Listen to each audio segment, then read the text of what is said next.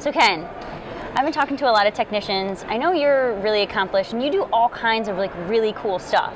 So tell me what you do and how other technicians who maybe feel like they're not being really utilized in their practice, if they're interested in emergency and critical care, how can they take that next step and maybe become the emergency and critical care point person? Like, what steps did you take when you were getting started?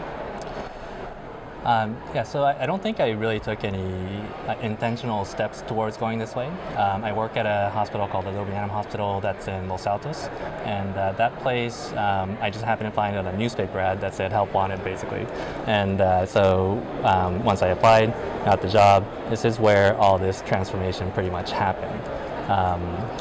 They're a practice that really emphasizes technician training, and we get utilized, and the technicians and the veterinarians work really well as a team. And as a part of that, we brought in a lot of people to do CE for us, and one of them was Nancy Chaffin. And so when I met her, I was actually kind of introduced in a really embarrassing way, where I had withdrew from vet school before I started that job, and so I was planning to be a vet. But anyways, so Dr. Roos, who's the owner of the hospital, I hear him coming down the hall. I'm in the lunchroom, and Nancy's having a conversation with him as they come in. So he comes in and says, "Oh, so this is the guy that dropped out of vet school, and now he's working as a tech." So I said, "Oh man, Dr. Roos."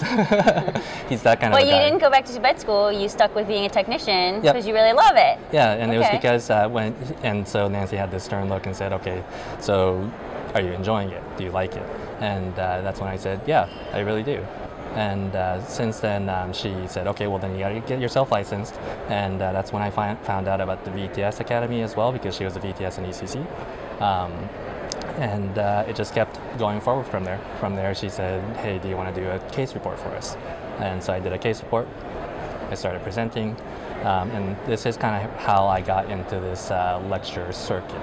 Because you're doing a lot of lectures now. You're all over the place. You really enjoy speaking to people, right? Yeah, yeah. Okay. I'm definitely having a hard time with it because I'm a little bit of an introvert and I get a little bit nervous, and I'm also a shy one too. I think a lot of people in our veterinary community are a little bit introvert. Yeah, a little bit. That's what I hear. That's what I hear.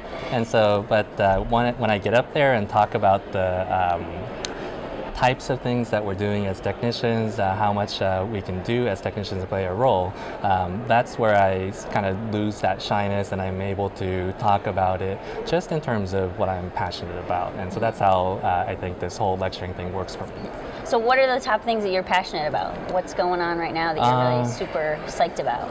Man, there's so much, but transfusion medicine is definitely one of them. Blood banking, respiratory therapy, because we have a critical care ventilator, and that's something that as technicians we were able to push the practice into bringing into our practice, and so that was very worthwhile for us, fulfilling for us to be able to suggest something for the practice, do the research in terms of the equipment, what we're going to need, and then setting up protocols. And we're still, trying to work out some things, and not everyone's able to use it yet, but that's all part of the process of getting everyone trained.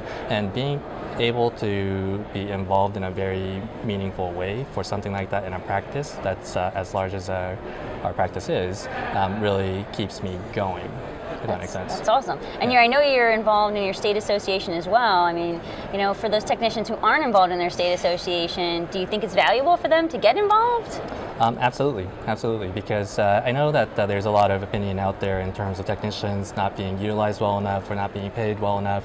I think that we need to show that value first. And how we can do that is to be able to group up as technicians in associations, state associations as well, but also the national association, to help drive education, try to promote that we do have our place in providing value to the public, that we're able to drive patient care to a higher level, which in turn serves the public, which makes the governmental regulations and such to want to regulate it better. Yeah. If that makes sense. Yeah, it does make sense. Yes, I'm all for making everything better for technicians. Thanks so much for coming by and having coffee on the couch. Cheers. All right.